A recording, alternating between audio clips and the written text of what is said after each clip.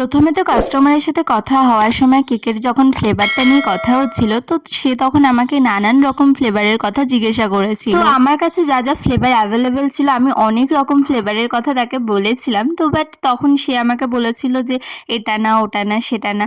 তো আমি অনেক রকম ফ্লেভারের অপশন দেওয়ার পরেও তার নাকি পছন্দ হচ্ছিল না। তারপর তো আমি না পেরে জিজ্ঞাসা করেই বসলাম যে দিদি, তোমার এক্স্যাক্টলি কোন ফ্লেভারের কেকটা চাই, প্লিজ বলো, নইলে আমি বুঝতে পারছি না।